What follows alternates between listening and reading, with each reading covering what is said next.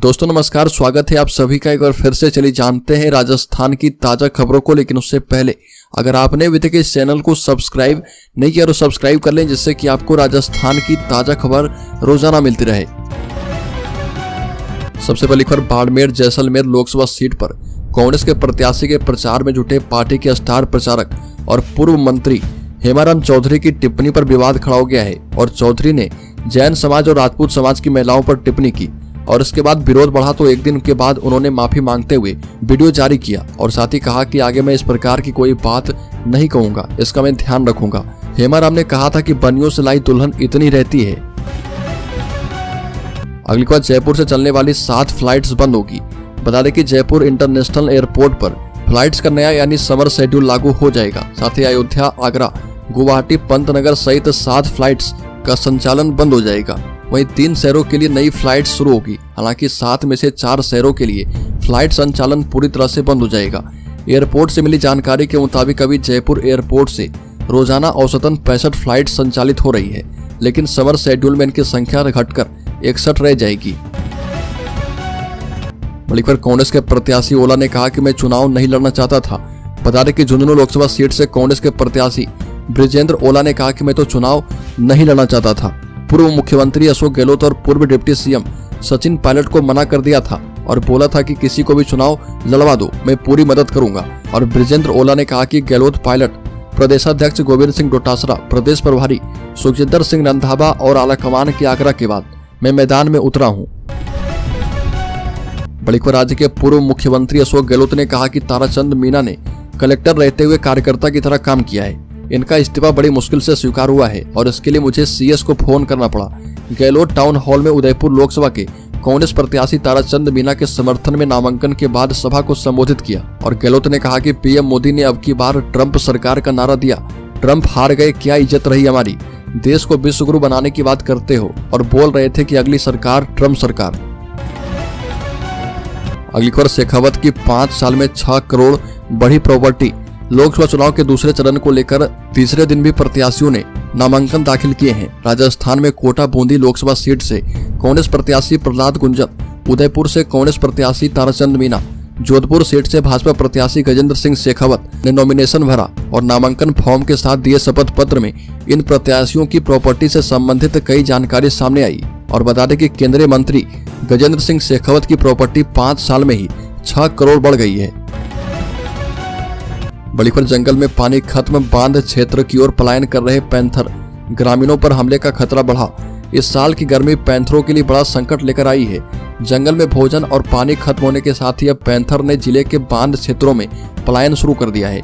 इस बीच आबादी क्षेत्र में घुसने से हमले की घटनाएं भी हो रही है। एक्सपर्ट की माने तो डूंगरपुर जिले में कुल संख्या का 10% तक पैंथरों के पलायन या फिर आपसी संघर्ष में मरने की आशंका है। डूंगरपुर के लिए ज्यादा चिंतनीय है क्योंकि रियासत काल में यहाँ पैंथर एवं टाइगर भी पाए जाते थे। अगली खबर, राज्य के टोंक जिले में 1 अप्रैल से बदलेगा स्कूलों का टाइम। टोंक जिले के सरकारी और मान्यता प्राप्त गैर सरकारी स्कूलों का समय 1 अप्रैल से बदल जाएगा। 1 अप्रैल से सुबह 7:30 बजे से दोपहर 1 बजे तक स्कूल चलेंगे, जबकि 2 पारी के स्कूलों का समय सुबह 7 से शाम 6 बजे तक होगा और इसमें प्रत्येक पारी 5.5 घंटे की होगी। 2 पारी में सरकारी स्कूल चलाने के लिए हर साल उच्चाधिकारियों से स्वीकृति लेनी होगी। बड़ी खबर, लोकसभा चुनाव को लेकर पूर्व मंत्री वीरेंद्र बेनीवाल की कांग्रेस में वापसी। कईयों ने पार्टी ज्वाइन की। बता दें कि पूर्व मंत्री वीरेंद्र बेनीवाल कांग्रेस से बगावत करके सादुल शहर से निर्दलीय चुनाव लड़े ओम बिश्नोई और पूर्व जिला प्रमुख मंजू मेघवाल की घर वापसी हो गई है और उन्होंने प्रदेश कांग्रेस बोर्ड रूम में कई अन्य कार्यकर्ताओं ने पार्टी के प्रदेश प्रभारी सुखजिंदर सिंह रंधावा एवं प्रदेशाध्यक्ष गोविंद सिंह डोटासरा की मौजूदगी में फिर से पार्टी की सदस्यता ग्रहण की है। अगली खबर, राज्य के सरकारी स्कूलों में 8वीं, 10वीं और 12वीं के 55,800 टॉपर्स स्टूडेंट्स को टैबलेट देने का फैसला सरकार ने किया है और इसका वितरण नए शिक्षा सत्र में जुलाई के बाद होगा। शिक्षा निदेशालय स्तर पर इसकी पूरी तैयारी हो चुकी है। माध्यमिक शिक्षा निदेशालय ने टैबलेट वितरण का ठेका फाइनल कर दिया है और सरकारी स्कूलों में 8वीं, 10वीं और 12वीं के 55,800 टॉपर्स स्टूडेंट्स को एसर और सैमसंग कंपनी के टैबलेट दिए जाएंगे और इस पर 110 करोड़ रुपए खर्च होंगे। एक और बड़ी खबर की बात करें तो कांग्रेस के बागी नरेश मीणा ने लिया नामांकन वापस। अब भाजपा और कांग्रेस में रहेगी सीधी टक्कर। दौसा लोकसभा सीट पर कांग्रेस से बागी होकर निर्दलीय प्रत्याशी के रूप में नरेश मीणा ने चुनाव लड़ने के लिए अपना नामांकन दाखिल किया था, लेकिन अब नरेश मीणा ने चुनावी रन छोड़ दिया और अपना नामांकन वापस ले लिया है। राजस्थान में प्रथम चरण के मतदान के लिए नामांकन वापसी का अंतिम दिन होने के चलते कांग्रेस से बागी होकर नामांकन दाखिल करने वाले नरेश मीणा ने अपना नामांकन वापस ले लिया है। एक और बड़ी खबर की बात करें तो रविंद्र सिंह भाटी के पास न जमीन न मकान, पत्नी उनसे अधिक दौलतमंद। राजस्थान की बाड़मेर लोकसभा सीट से निर्दलीय चुनाव लड़ रहे सिप विधायक रविंद्र सिंह भाटी का नाम इन दिनों चर्चाओं में है। छात्र राजनीति से निकलकर भाटी ने पिछले साल पहले विधानसभा का चुनाव निर्दलीय जीता। अब वो लोकसभा चुनाव के मैदान में भी निर्दलीय ताल ठोक रहे। भाटी के प्रचार अभियान में लोगों का हुजूम जुट रहा और बच्चे बूढ़े के साथ साथ युवा भी भाटी के साथ कदमताल करते नजर आ रहे। अगली खबर, राजस्थान के बूंदी में पुलिस टीम पर हमला, पथराव करके 2 आरोपियों को छुड़ाकर ले गए गांव वाले। राजस्थान के बूंदी में गांव वालों ने पुलिस टीम पर हमला कर दिया और 2 आरोपियों को एक निजी कार से छुड़ाकर फरार हो गए। पुलिस टीम आरोपियों को गिरफ्तार करके लेकर जा रही थी और बूंदी के मांटुदा गांव के पास ये वाकया हुआ है। गांव की एक नहर के पास जब एक एएसआई और 3 अन्य पुलिसकर्मी 2 आरोपी को लेकर जा रहे थे, उस समय यह घटना घटी और पुलिस ने आरोपी को आईपीसी की धारा के तहत गिरफ्तार किया था। अगली खबर, राज्य के भरतपुर जिले में चाचा की हत्या करने वाला भतीजा गिरफ्तार, मां से गाली गलौज का बदला लेने के लिए पीटकर कर दी हत्या। भरतपुर के रुदावल थाना इलाके में एक युवक ने अपने चाचा की हत्या कर दी। आरोपी को पुलिस ने 24 घंटे के अंदर ही गिरफ्तार किया है। आरोपी को पकड़ने के लिए 2 टीमों का गठन किया गया था और अपने चाचा से युवक ने अपनी मां की बेइज्जती का बदला लेने के लिए ऐसा किया। अगली खबर, शांतिपूर्ण चुनाव करवाने के लिए एक साथ आई राजस्थान और गुजरात पुलिस। शांतिपूर्वक एवं निष्पक्ष लोकसभा चुनाव संपन्न करवाने के लिए राजस्थान और गुजरात पुलिस मिलकर दोनों राज्य के वांछित अपराधी की धरपकड़ के लिए अभियान चलाएगी। दोनों राज्य की सीमावर्ती जिलों में नाकाबंदी सख्त करके अवैध शराब, हथियार और नकदी के लाने और ले जाने पर रोक लगाई जाएगी। अगली खबर, लोकसभा चुनाव को लेकर राजनाथ सिंह की अध्यक्षता में भाजपा ने बनाई मैनिफेस्टो कमेटी। वसुंधरा राजे सहित राजस्थान के 2 और नेता शामिल। लोकसभा चुनाव के लिए भाजपा ने घोषणा पत्र कमेटी का गठन किया है। केंद्रीय रक्षा मंत्री राजनाथ सिंह को इस कमेटी का अध्यक्ष बनाया गया। राजनाथ सिंह के अलावा इस कमेटी में 27 नेताओं के नाम शामिल हैं। इस कमेटी में यूपी, बिहार, झारखंड, दिल्ली, हरियाणा, राजस्थान, मध्य प्रदेश जैसे हिंदी हार्टलैंड वाले राज्य के साथ साथ दक्षिण और पूर्व भारत के राज्य के नेताओं को भी शामिल किया गया है। बड़ी खबर, उदयपुर में बीजेपी पर जमकर बरसे अशोक गहलोत। कन्हैयालाल हत्याकांड को लेकर दिया है बड़ा बयान। अशोक गहलोत ने कहा कि बीजेपी ने सबसे बड़ा झूठ तो कन्हैयालाल हत्याकांड को लेकर फैलाया। कन्हैयालाल की हत्या हुई थी तब यहाँ के बड़े नेता अपनी पार्टी की हैदराबाद की बैठक में चले गए थे, जबकि मैंने परिवार तक मदद पहुंचाई और तुरंत इस पर एक्शन लिया। अशोक गहलोत ने कहा कि अगर हमारे हाथ में केस होता तो अब तक फांसी हो चुकी होती।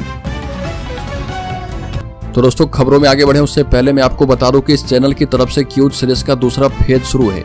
अगले 30 दिनों तक जो भी सब्सक्राइबर पूछे गए प्रश्नों का सही जवाब सबसे पहले और अगले 30 दिनों में सबसे ज्यादा बार देंगे, उन्हें इस चैनल की तरफ से 1001 रुपए का गिव अवे दिया जाएगा। तो वीडियो की नोटिफिकेशन सबसे पहले पाने के लिए आप चैनल को सब्सक्राइब कर लें और बेल आइकॉन जरूर दबा दें। तो इस क्यूज सीरीज का 11वां सवाल है कि चीन भारत युद्ध किस प्रधानमंत्री के शासन काल में हुआ, और इसमें पहला ऑप्शन है लाल बहादुर शास्त्री, दूसरा ऑप्शन है मोरारजी देसाई और तीसरा ऑप्शन है राजीव गांधी, चौथा ऑप्शन है जवाहरलाल नेहरू। तो जल्दी से इस प्रश्न का सही जवाब कमेंट बॉक्स में दीजिए और शामिल हो जाइए 3 लाख के सब्सक्राइबर में, जिन्हें 1001 रुपए गिव अवे के तौर पर दिया जाएगा। तो चलिए फिर से बढ़ते हैं खबरों की ओर। अगली खबर की बात करें तो आयकर विभाग के 1823 करोड़ के नोटिस का विरोध शुरू। कांग्रेस ने जिला मुख्यालय पर किया प्रोटेस्ट। हनुमानगढ़ में आयकर विभाग की ओर से कांग्रेस पार्टी को 1823 करोड़ रुपए टैक्स जमा कराने के दिए गए नोटिस के विरोध में कार्यकर्ताओं ने जिला मुख्यालय पर प्रोटेस्ट किया और जिला कांग्रेस कमेटी के बैनर तले जंक्शन के मुख्य बाजार स्थित शहीद भगत सिंह चौक पर किए गए विरोध प्रदर्शन में जिले भर के पदाधिकारी और कार्यकर्ता शामिल हुए।